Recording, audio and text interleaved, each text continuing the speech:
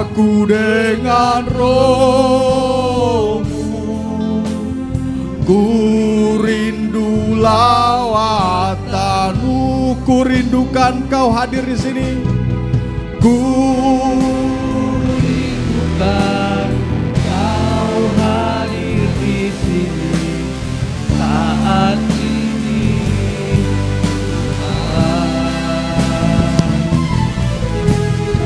Ku rindukan Roh-Mu mengurapi saat ini, Yesus. Saat ini, Yesus. Saat ini, yes, sekali lagi, saat ini, Yesus. Saat ini, Yesus. Bapa, inilah kerinduan kami, bahwa kami senantiasa selalu dibaharui oleh Roh Kudus Tuhan. Setiap hari, setiap detik, setiap menit, setiap jam, setiap saat. Kami rindu supaya Tuhan terus memperbaharui kami untuk menjadi semakin serupa dengan Yesus, yang adalah Tuhan dan Raja dan satu-satunya juru selamat dalam kehidupan kami. Pada kesempatan pagi hari ini, bersama dengan keluarga besar Gereja Kemah Injil Miau Baru, kami boleh mengasingkan waktu kami, baik kami yang hadir secara langsung di gereja ini, ataupun jemaat Tuhan yang mengikuti persekutuan melalui online.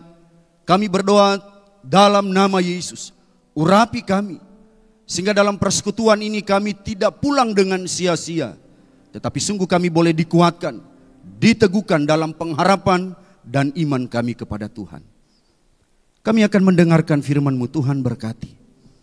Urapi seluruh keberadaan hamba-Mu. Taruh kuasa dalam perkataan hamba, sehingga firman yang hamba sampaikan sungguh benar adalah perkataan Tuhan. Segala intimidasi kuasa kegelapan yang coba mengalihkan perhatian kami, mengalihkan fokus kami, mengalihkan konsentrasi kami, kami bersatu hati tolak tengking dalam nama Yesus. Biarlah fokus kami tetap tertuju kepada Tuhan yang empunya firman. Dalam nama Yesus kami sudah berdoa dan menyerahkan waktu ini sepenuhnya ke dalam tangan-Mu. Haleluya. Amin. Jemaat Tuhan silakan duduk kembali.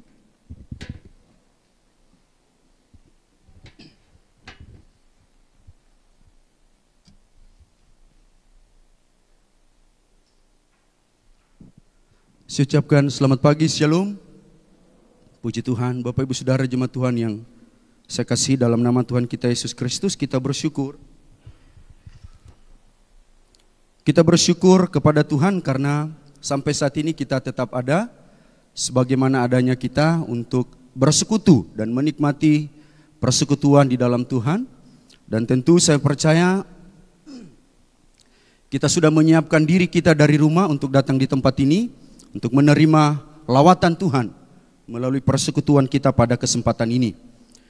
Bapak Ibu Saudara, kita telah berbicara banyak tentang pelayanan. Ya. Kita telah berbicara banyak tentang pelayanan dan minggu terakhir kemarin kita dilayani oleh Bapak Pendeta Darman yang mengajarkan kita tentang konsep pelayanan. Bapak Ibu Saudara, tentu kalau kita berbicara tentang pelayanan, maka tidak ada yang bisa membatasi diri kita untuk melayani. Malah saya akan berkata bahwa setiap kita sebagai orang percaya, maka wajib untuk melayani. Ya. Jadi kalau kita mengaku diri kita percaya kepada Tuhan, maka tidak ada alasan bagi kita untuk tidak melayani. Kenapa? Karena kita adalah orang percaya. Maka sebagai orang percaya kita harus melayani. Bapak Ibu Saudara, pada kesempatan ini kita akan melihat firman Tuhan. Ada dua rujukan ayat firman Tuhan yang akan saya bahas dan kita bahas bersama, dan sebentar akan banyak referensi Alkitab yang saya gunakan untuk menjelaskan tentang pelayanan ini. Kita melihat yang pertama dalam kitab Efesus pasal 2 ayat 10. Efesus pasal 2 ayat 10. Efesus pasal 2 ayat 10. Ini bagian pertama yang akan kita baca. Kalau sudah didapat, saya akan bacakan kepada kita, Bapak Ibu Saudara bisa memperhatikan di Alkitabnya. Efesus pasal 2 ayat 10. Karena kita ini buatan Allah, diciptakan dalam Kristus Yesus untuk melakukan pekerjaan baik yang dipersiapkan Allah sebelumnya. Ia mau supaya kita hidup di dalamnya. Itu rujukan pertama. Rujukan kedua, dalam kitab Kejadian pasal 1 ayat 26. Kejadian pasal 1 ayat 26, firman Tuhan berbunyi demikian. Berfirmanlah Allah, baiklah kita menjadikan manusia menurut gambar dan rupa kita, supaya mereka berkuasa atas ikan-ikan di laut dan burung-burung di udara, dan atas ternak, dan atas seluruh bumi, dan atas segala binatang melata yang merayap di bumi. Jadi dari dua ayat firman Tuhan ini, Bapak Ibu Saudara, saya mengajak kita untuk memikirkan satu pokok pembahasan kita, yaitu mengapa kita harus melayani Tuhan. Mengapa kita harus melayani Tuhan? Bapak Ibu Saudara, sebelum lebih jauh saya menjelaskan ini, maka pertama yang harus kita pahami dengan benar adalah nilai pelayanan. Bapak Ibu Saudara, nilai pelayanan itu adalah sama di hadapan Tuhan. Jadi tidak ada yang satu lebih kecil, yang satu lebih besar. Kalau bicara tentang nilai pelayanan, maka pelayanan musik, pelayanan singers, pelayanan WL, pelayanan pengkhotbah, pelayanan pendoa, pelayanan koster gereja, nilainya sama. Sepanjang itu dilakukan dengan sungguh-sungguh di hadapan Tuhan, maka nilainya sama. Tetapi sekalipun pengkhotbah melayani, tetapi tidak dilakukan dengan sungguh-sungguh kepada Tuhan, maka nilai pelayanannya tidak sama dengan yang lain. Kenapa? Karena tujuan pelayanan bukan lagi Kristus. Bapak Ibu Saudara yang saya kasihi di dalam nama Tuhan kita Yesus Kristus, mengapa kita harus melayani Tuhan? Ini tema kita. Bapak Ibu Saudara, ini adalah sebuah pertanyaan yang akan menjadi perenungan kita, yang akan menjadi refleksi pribadi kita masing-masing. Mengapa saya dan saudara harus melayani Tuhan? Ya. Bapak Ibu Saudara, Alkitab memberikan begitu banyak penjelasan tentang mengapa kita harus melayani Tuhan. Saya senang dengan pernyataan beberapa perkarya. Bapak-bapak perkarya kalau diajak melakukan sesuatu, kalau mereka lagi sibuk, pasti mereka share di grup, oh maaf tidak bisa ikut, lagi sibuk pelayanan. Saya amati pelayanan yang mereka lakukan ketika mereka share foto di grup itu, rupanya mereka sedang bekerja di ladang, bekerja di sawah, bekerja di mana saja mereka sedang beraktivitas, dan mereka menulis di situ, maaf tidak bisa gabung latihan malam ini karena sedang sibuk pelayanan. Dan memang benar Bapak Ibu Saudara, saya setuju dengan pernyataan bapak-bapak perkarya, bahwa segala bentuk pekerjaan kita, segala bentuk rutinitas kita, itu adalah bagian pelayanan kita kepada Tuhan. Ya. Adalah bagian pelayanan kita kepada Tuhan. Bapak Ibu Saudara yang saya kasihi, di dalam nama Tuhan kita Yesus Kristus, sebelum kita memahami mengapa kita harus melayani Tuhan, mengapa kita harus memahami mengapa kita harus melayani Tuhan, maka yang pertama yang harus kita pahami dengan benar adalah apa yang Alkitab bicarakan tentang diri kita sebagai pelayan. Jadi sebelum kita memahami mengapa kita melayani Tuhan, maka hal pertama yang penting yang harus kita mengerti dengan benar adalah apa yang Alkitab bicarakan tentang diri kita sebagai pelayan Tuhan. Ketika kita memahami ini dengan benar, maka kita akan tahu mengapa saya dan Bapak Ibu Saudara melayani Tuhan. Maka kita akan tahu mengapa kita harus melayani Tuhan. Bapak Ibu Saudara, pelayan dan pelayanan itu adalah dua hal yang berbeda. Pelayan dan pelayanan itu adalah dua hal yang berbeda. Kalau pelayan itu merujuk kepada pribadi kita yang mengabdikan diri kita untuk melayani Tuhan. Itu pelayan. Tapi kalau melayani itu merujuk kepada tanggung jawab kita sebagai pelayan. Ya. Jadi dua hal yang berbeda, pelayan dan melayani. Jadi untuk memahami tema kita pada pagi hari ini, mengapa kita harus melayani Tuhan, maka kita harus memulainya dengan apa yang Alkitab katakan tentang pribadi kita sebagai pelayan Tuhan. Bapak Ibu Saudara, apa itu pelayan? Pelayan dalam Kamus Besar Bahasa Indonesia, KBBI, itu diartikan sebagai pembantu. Ya. Jadi pelayan itu menurut pengertian Kamus Besar Bahasa Indonesia, itu diartikan sebagai pembantu. Tapi kalau kita melihat rujukan ayat firman Tuhan tentang pelayan ini, maka kita akan mendapati pengertian pelayan ini secara ekstrim, Bapak Ibu Saudara. Tidak hanya sekedar bicara pembantu. Kalau bicara pengertian pelayan dalam pengertian Alkitab, ada dua dalam Perjanjian Baru kata yang digunakan untuk mengartikan pelayan atau hamba atau pembantu. Yang pertama, kata yang digunakan dalam Perjanjian Baru itu adalah huparetes. Kata ini berasal dari kata Yunani yang memiliki pengertian pelayan. Ya. Kata huparetes ini dikenakan kepada setiap hamba-hamba Tuhan yang membantu pelayanan para rasul pada zaman dulu ya, dalam memberitakan Injil Yesus. Kalau kita melihat dalam Kisah pasal 13 ayat 5 disebutkan begini. Kisah Para Rasul pasal 13 ayat 5 disebutkan begini. Setiba di Salmis mereka memberitakan firman Allah di dalam rumah-rumah ibadat orang Yahudi. Dan Yohanes menyertai mereka sebagai pembantu mereka. Perhatikan kata pembantu. Kata pembantu dalam teks Kisah Para Rasul 13 ayat 5 ini diterjemahkan sebagai huparetes, yang mengartikan bahwa huparetes dikenakan kepada setiap orang-orang yang terlibat tidak secara full time dalam pelayanan gereja, tetapi mereka membantu pelayanan di gereja. Ya. Jadi ini pengertian huparetes. Pertama, huparetes itu memiliki dua pengertian. Ya. Seorang huparetes itu dia hanya sekedar membantu pelayanan dan dia tidak terlibat secara full time dalam pelayanan gerejawi. Dia masih bisa mengerjakan pekerjaan yang lain di luar pelayanan gerejawi. Itu pemahaman atau pengertian huparetes. Kata pertama pelayanan dalam Perjanjian Baru. Huparetes yang kedua terdapat dalam Kisah pasal 24 ayat 23. Kisah Para Rasul 24 ayat 23 disebutkan begini.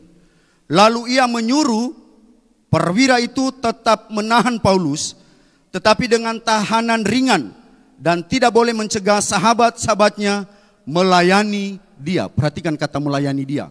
Ini merujuk kepada pelayanan seorang bawahan terhadap atasan. Itu pengertian huparetes yang kedua. Jadi yang pertama tadi, seorang yang melibatkan diri tetapi tidak secara full time.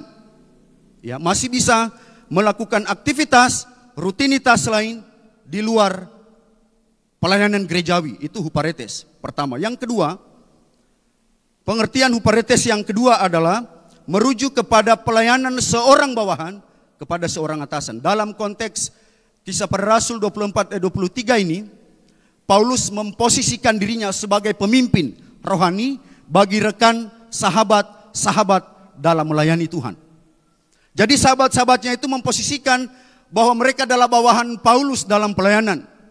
Itu sebabnya sebagai bawahan mereka melayani atasan mereka, Paulus. Dalam pengertian rohani ya, itu huparetes. Bapak Ibu Saudara yang saya kasihi di dalam nama Tuhan kita Yesus Kristus. Itu kata pelayan yang pertama yang terdapat dalam Perjanjian Baru. Yang kedua, yang pertama ini huparetes ini belum terlalu ekstrim ya pengertiannya. Nanti kita lihat yang kedua. Pengertian pelayan dalam pengertian kedua dalam bahasa Yunani yang kedua digunakan kata doulos. Bapak Ibu Saudara, kalau kita meriksa kata doulos ini pengertiannya sangat ekstrim. Tidak hanya seperti pengertian bahasa Indonesia tadi disebut pembantu. Tapi kalau kita merujuk kepada doulos, itu slave. Dan diterjemahkan dari kata budak. Lebih ekstrim ya pengertiannya. Budak, ini doulos. Jadi pengertian slave, budak, ini pengertiannya adalah dia bersifat mengikat. Ya. Jadi budak tidak punya kepentingan atas dirinya selain dia bekerja untuk kepentingan tuannya. Bapak Ibu Saudara, dalam konsep perjanjian lama, budak-budak ini diperjualbelikan Bapak Ibu Saudara. Jadi budak-budak itu dipasarkan di pasaran. Jadi ketika kita tertarik untuk membeli budak atau mencari pembantu istilahnya, maka kita pergi ke pasar. Cari budak mana yang cocok dengan kita. Lalu kita bayar kepada orang yang menjual dan hak sepenuhnya ketika kita membayar dia untuk jadi budak kita, maka hak sepenuhnya budak itu. Bukan lagi kepentingan pribadinya. Tetapi kepentingan dia yang membayar budak itu. Jadi kalau kita telah dibayar oleh Tuhan kita, maka kita harus bekerja sebagai budak yang membayar kita tersebut. Nah, inilah konsep budak dalam perjanjian lama. Artinya bahwa benar-benar mereka tidak punya lagi kepentingan atas diri mereka sebagai budak, sebagai hamba, sebagai doulos Allah. Tetapi kepentingan yang mereka kerjakan adalah kepentingan Tuhan di mana mereka bekerja.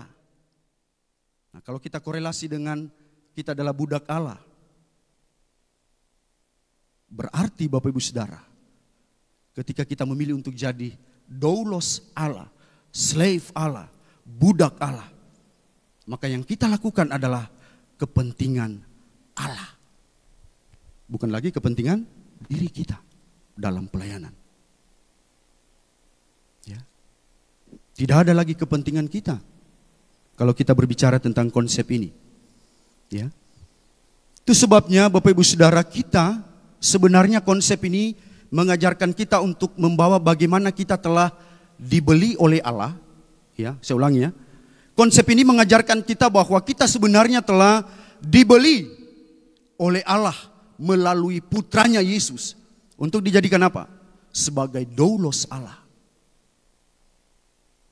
Jadi tidak ada lagi kepentingan kita di dalamnya. Kenapa? Karena kita sudah dibeli dengan harga yang lunas melalui pengorbanan Yesus. Lalu apa yang kita banggakan dalam diri kita selain kita melayani Dia yang telah menebus kita? Benar ya? Apa yang menjadi kebanggaan kita Bapak Ibu Saudara? Ketika kita telah dibeli dengan harga yang lunas, dengan darah yang mahal, tercurah di atas kayu salib. Kita telah dilunasi oleh pengorbanan Yesus.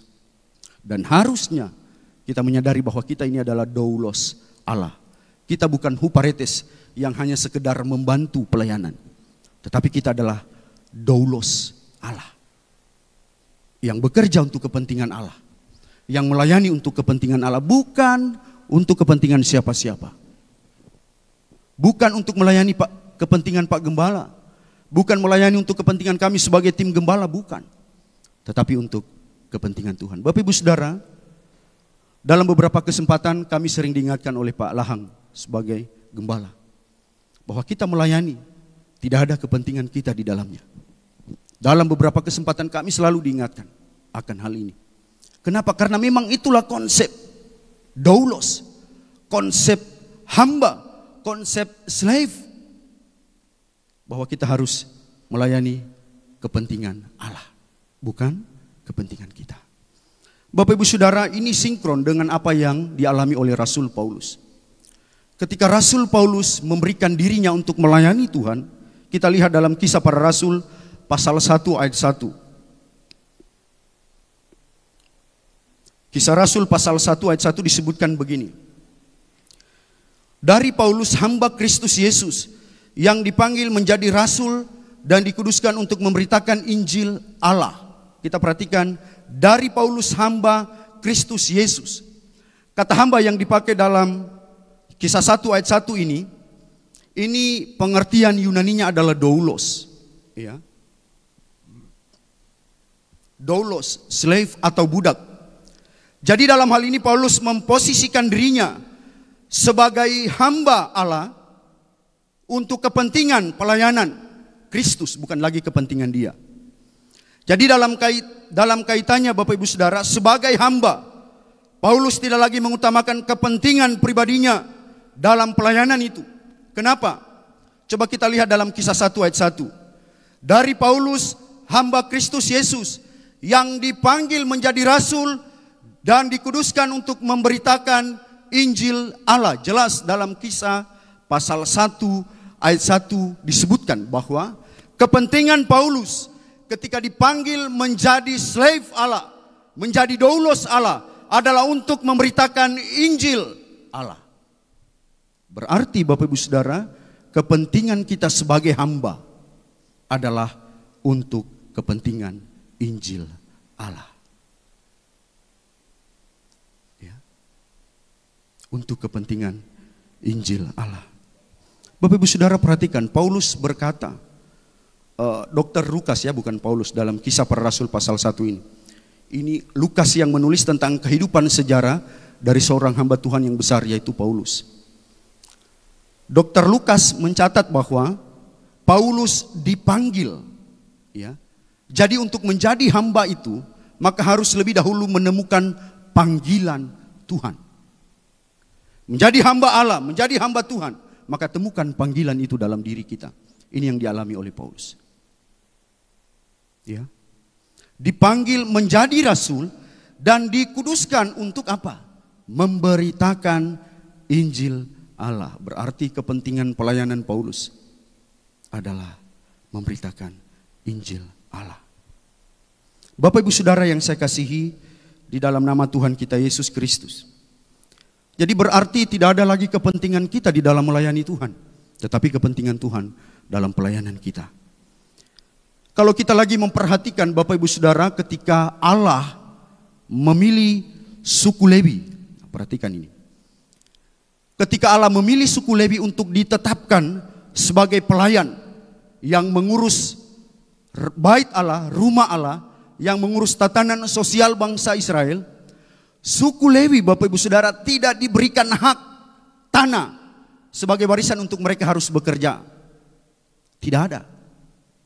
Justru Allah memberikan mereka fokus supaya mereka berfokus dalam pelayanan, menata pelayanan di dalam gereja, menata pelayanan sebagai hamba Allah untuk kepentingan Kristus, untuk kepentingan Allah di dalam pelayanan mereka.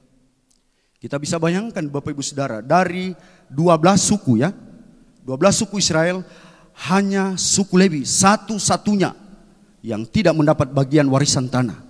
Kenapa? Karena Allah mau supaya suku Lewi berfokus untuk melayani kepentingan Allah. Ya. Supaya Allah mau supaya suku Lewi berfokus untuk melayani kepentingan Allah di dalam bait suci, di dalam bait Allah. Itu sebabnya penghidupan mereka Bapak Ibu Saudara, suku Lewi ini bukan dari pekerjaan mereka, bukan. Justru dari pelayanan mereka. Mereka hidup dan orang-orang memberikan perpuluhan kepada suku Lewi untuk penghidupan mereka. Mereka tidak punya kerja sampingan. Mereka tidak punya pekerjaan-pekerjaan yang lain selain mereka berfokus untuk melayani Tuhan di dalam bait Allah.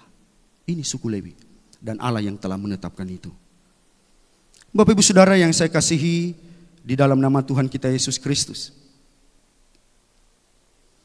Inilah yang disebut dengan doulos.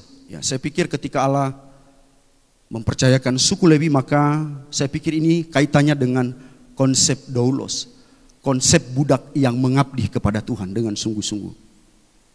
Bapak Ibu Saudara yang saya kasihi di dalam nama Tuhan kita Yesus Kristus. Jadi dalam hal ini kita bisa memahami bahwa seorang hamba adalah seorang yang melayani secara totalitas kepada Allah. Tidak ada lagi kepentingan pribadi kita di sana. Inilah pengertian konsep kehambaan atau pengertian konsep doulos. Bapak Ibu Saudara, kalau kita berbicara tentang konsep ini, maka kita akan mendapati ada begitu banyak orang yang melibatkan diri dalam pelayanan karena ada kepentingan pribadinya di dalam. Ya. Banyak orang yang melibatkan diri dalam pelayanan karena ada kepentingan pribadi. Supaya mau jadi ini, supaya mau jadi itu, supaya punya ini, supaya punya itu. Dan saya pikir ketika kita memiliki konsep dalam melayani Tuhan seperti ini, saya pikir kita keliru. Karena konsep pelayanan adalah konsep untuk kepentingan Injil Allah. Bapak Ibu Saudara yang saya kasihi di dalam nama Tuhan kita Yesus Kristus. Inilah yang dijelaskan oleh penulis Kisah Para Rasul, yaitu Dr. Lukas. Dalam Kisah Para Rasul pasal 1 ayat 1 telah disebutkan bahwa kepentingan pelayanan adalah kepentingan Injil Kristus. Bapak Ibu Saudara, kalau kita melihat bagian lain penjelasan Paulus tentang hamba, Paulus menjelaskan seorang hamba itu seperti seorang prajurit. Kalau kita melihat dalam 2 Timotius pasal 2 ayat 4 disebutkan begini. 2 Timotius pasal 2 ayat 4, kalau boleh ditampilkan di slide. 2 Timotius pasal 2 ayat 4 disebutkan begini. Seorang prajurit yang sedang berjuang tidak memungsingkan dirinya dengan soal-soal penghidupannya, supaya dengan demikian ia berkenan kepada komandannya. Saya ulangi ya. Seorang prajurit yang sedang berjuang tidak memungsingkan dirinya dengan soal-soal penghidupannya, supaya dengan demikian ia berkenan kepada komandannya. Jadi Paulus ketika menulis ini, Bapak Ibu Saudara, ia memposisikan posisi hamba Tuhan itu seperti seorang prajurit yang ketika berjuang tidak lagi memungsingkan tentang kepentingan pribadinya. Ya. Ini benar-benar bahwa tidak ada lagi kepentingan pribadi dalam melayani Tuhan. Murni kepentingan Tuhan. Siapapun kita Bapak Ibu Saudara. Murni untuk kepentingan Tuhan. Makanya Bapak Ibu Saudara, pada pagi hari ini saya memilih tema supaya kita memahami ini dengan benar. Kalau kita sudah memahami ini dengan benar, maka kita akan tahu Bapak Ibu Saudara, mengapa kita harus melayani Tuhan. Kalau kita sudah memahami posisi diri kita sebagai hamba, sebagai pelayan, maka kita akan tahu mengapa kita harus melayani Tuhan. Kita akan memahami mengapa saya sebagai orang Kristen harus melayani Tuhan. Karena itu tadi penjelasan saya pertama. Karena kita hamba, karena kita budak Allah, karena kita orang-orang yang telah diselamatkan Allah, maka wajib bagi kita untuk melayani Allah. Bapak Ibu Saudara yang saya kasihi di dalam nama Tuhan kita Yesus Kristus, mengapa kita harus melayani Tuhan? Ini tema kita. Kalau kita ditanya mengapa kita harus melayani Tuhan, tentu kita akan punya banyak alasan mengapa kita harus melayani Tuhan. Dan saya sudah jelaskan di awal bahwa kita melayani Tuhan bukan karena ada kepentingan kita di dalamnya. Murni kepentingan kita dalam melayani adalah kepentingan Allah. Ya. Ada begitu banyak orang Kristen yang tidak pernah tahu apa tujuannya dalam melayani Tuhan. Ia tidak pernah memahami mengapa ia harus melayani Tuhan. Ya. Mengapa demikian? Karena ia tidak pernah menyadari bahwa dia adalah doulos Allah. Ya. Hamba Allah yang harus mengerjakan kepentingan Allah, bukan kepentingan pribadinya. Bapak Ibu Saudara yang saya kasih dalam nama Tuhan kita Yesus Kristus, hal inilah yang akan saya jelaskan kepada kita pada kesempatan ini. Siapapun kita, apapun tanggung jawab pelayanan kita, maka saya mengajak kita untuk melihat tujuan Allah. Mengapa kita harus melayani Tuhan? Yang pertama Bapak Ibu Saudara,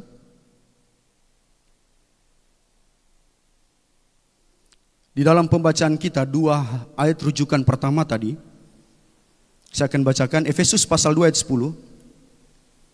Karena kita ini buatan Allah, diciptakan dalam Kristus Yesus untuk melakukan pekerjaan baik yang dipersiapkan Allah sebelumnya. Ia mau supaya kita hidup di dalamnya. Ayat 26, Kejadian pasal 1 ayat 26. Berfirmanlah Allah, baiklah kita menjadikan manusia. Yang pertama, mengapa kita harus melayani Tuhan? Mengapa kita harus melayani Tuhan? Yang pertama adalah karena kita diciptakan oleh Allah sendiri dengan tujuan untuk melayani Dia sebagai pencipta kita. Kita melayani Dia sebagai pencipta kita. Ini yang pertama. Jadi mengapa kita harus melayani Tuhan? Karena kita diciptakan oleh Allah dengan tujuan melayani. Dalam Efesus pasal 2 ayat 10 jelas di sana dikatakan. Karena kita ini buatan Allah, perhatikan, diciptakan dalam Kristus Yesus untuk apa? Untuk melakukan pekerjaan baik. Apa itu pekerjaan baik? Ya, pelayanan. Jadi mengapa kita harus melayani Tuhan? Karena saya dan Bapak Ibu Saudara diciptakan dengan tujuan untuk melayani. Jadi hari ini kalau kita mengaku diri kita sebagai orang percaya lalu tidak melayani, maka saya yakini bahwa kita sedang keliru memahami diri kita sebagai orang percaya. Kenapa? Karena tujuan kita diciptakan oleh Allah adalah untuk melakukan pekerjaan baik, yaitu melayani Tuhan. Kalau kita melihat dalam konteks Kejadian pasal 1 ayat 26, ya, dikatakan bahwa berfirmanlah Allah, baiklah kita menjadikan manusia, ya, bahwa kita diciptakan oleh Allah sendiri. Perhatikan kata kita, ya, kata kita dalam Kejadian pasal 1 ayat 26. Kata kita ini merujuk kepada ketritunggalan Allah. Jadi apa yang membedakan kita dengan ciptaan lain, Bapak Ibu Saudara? Kalau kita diciptakan oleh Allah dengan melibatkan Tritunggal Allah, Bapa, Anak, dan Roh Kudus. Itu sebabnya kita istimewa dari ciptaan lain. Karena kita diciptakan dengan melibatkan Trinitas Allah. Sedangkan ciptaan lain, Bapak Ibu Saudara, Allah hanya dengan menggunakan berfirmanlah Allah, jadilah ini, jadilah itu, jadilah, semuanya jadi. Tetapi waktu Ia menciptakan manusia, Ia terlibat langsung dan mengolah, menjadikan kita sebagai manusia. Tidak lagi dengan firman, tetapi dengan tindakannya.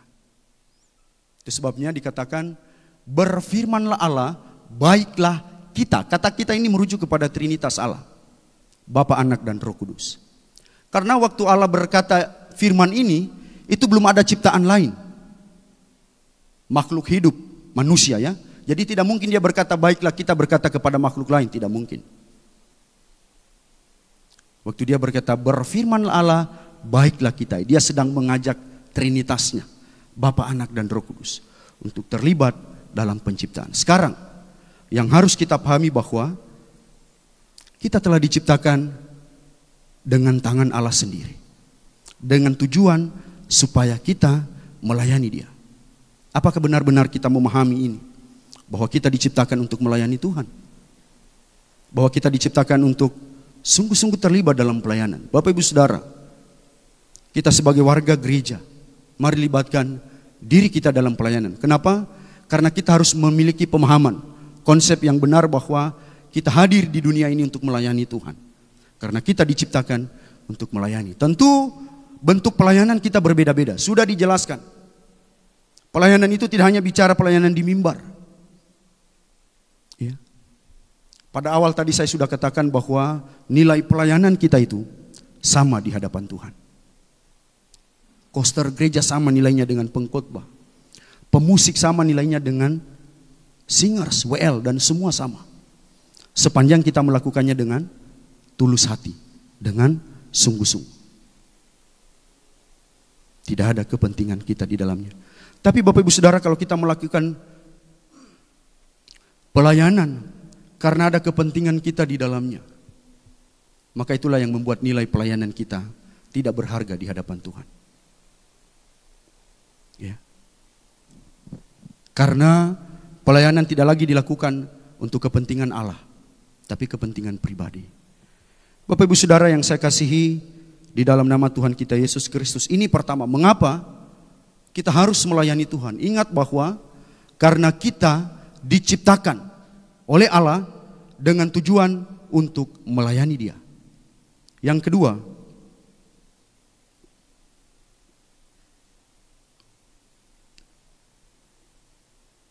Bapak Ibu Saudara yang saya kasihi di dalam nama Tuhan kita Yesus Kristus. Yang kedua, mengapa kita harus melayani Tuhan?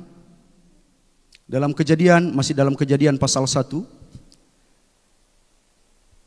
ayat 26, baiklah kita menjadikan manusia menurut gambar dan rupa kita.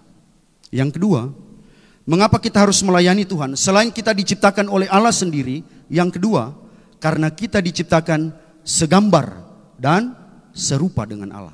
Itu sebabnya kita melayani. Ya. Mengapa kita melayani? Karena kita diciptakan segambar dan serupa dengan Allah.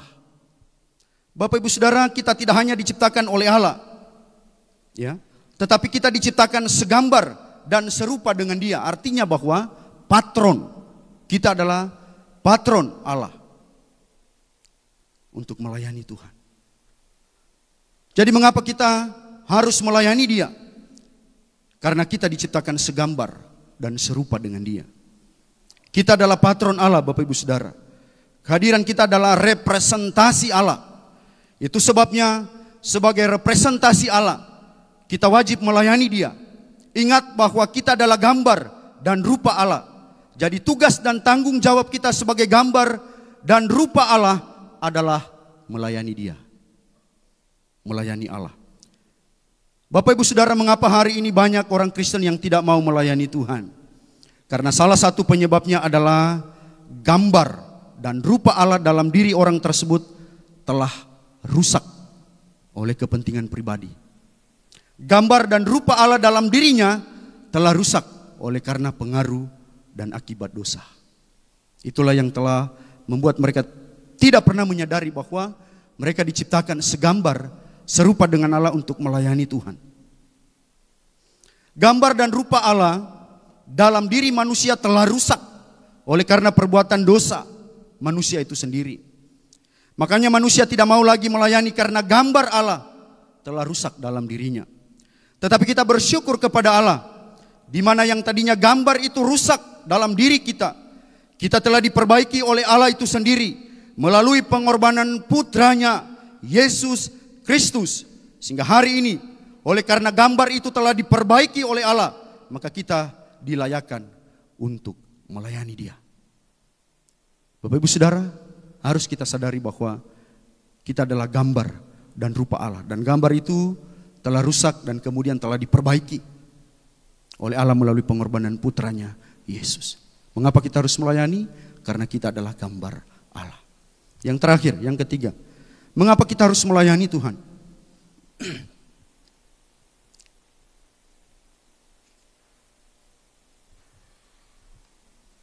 Dalam Roma pasal 1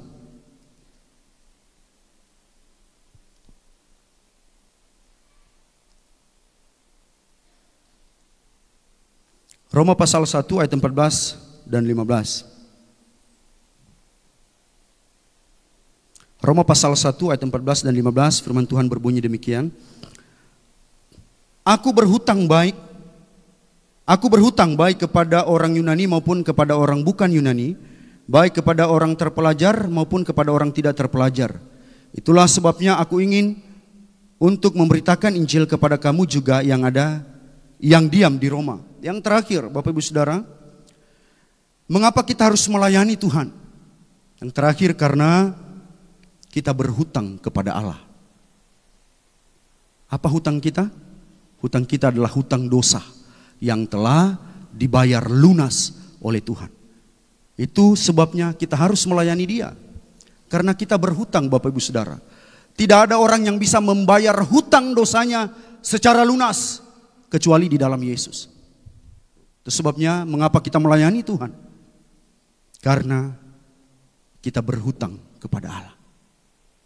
Bapak Ibu Saudara, kalau kita berhutang kepada seseorang, lalu kita tidak dapat membalas hutang kita kepada orang tersebut, maka kita wajib harus melayani orang itu.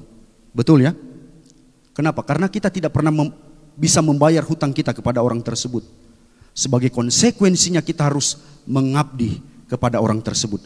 Demikian dengan kekristenan. Karena kita adalah orang yang tidak bisa membayar hutang dosa kita kepada Tuhan, maka konsekuensinya Kita harus melayani dia.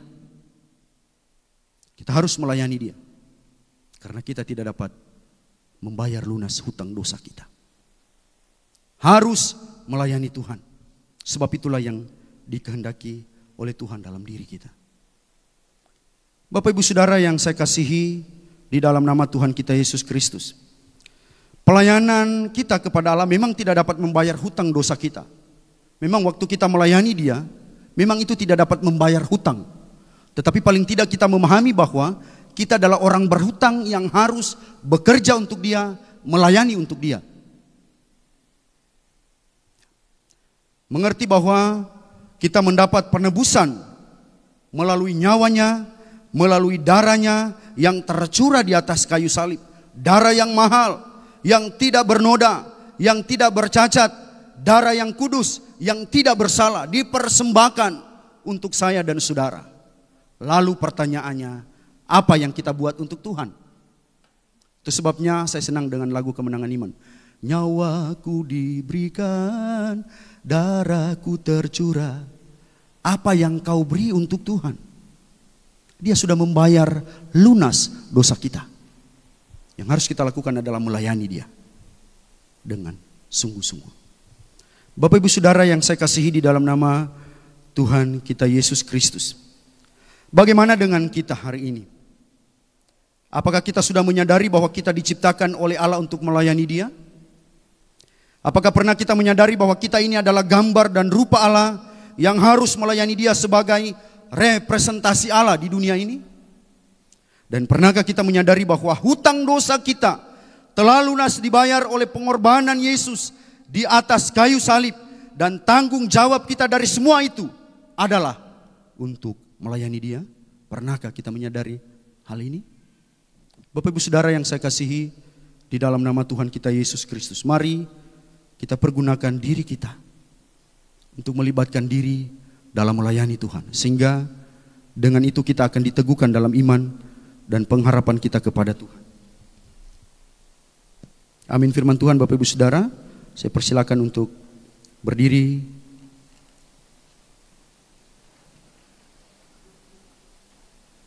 Mari kita berdoa. Segala puji dan syukur kami persembahkan kepadamu ya Tuhan. Kami bersyukur pada pagi hari ini Tuhan telah memberikan kami hikmat dan kemampuan untuk memahami diri kami sebagai pelayan Tuhan, untuk memahami mengapa kami harus melayani Tuhan.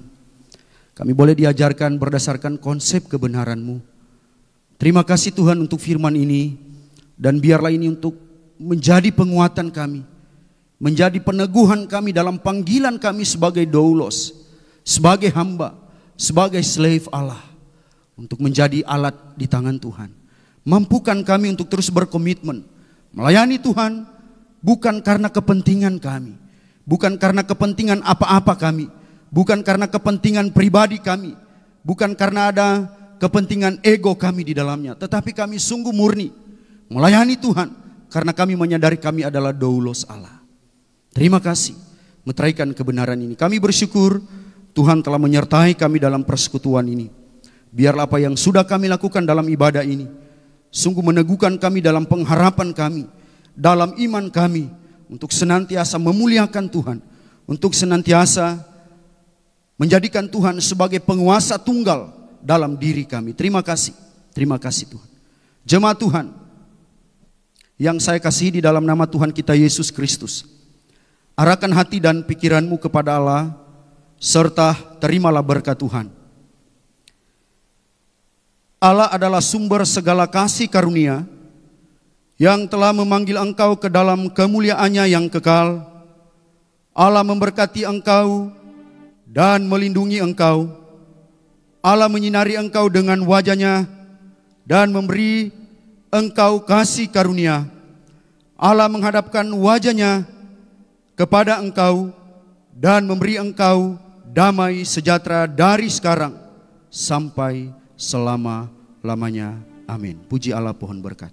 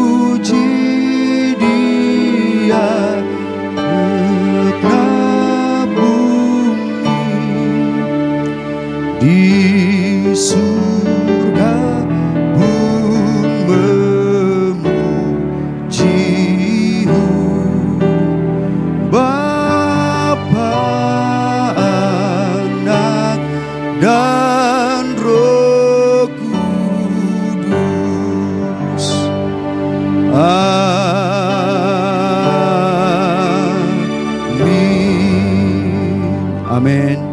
Jemaat Tuhan disilakan duduk kembali. Saat teduh.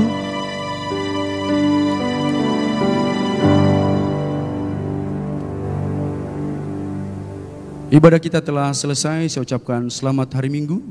Selamat menjalankan rutinitas kita. Dan saya ucapkan shalom. Tuhan berkati.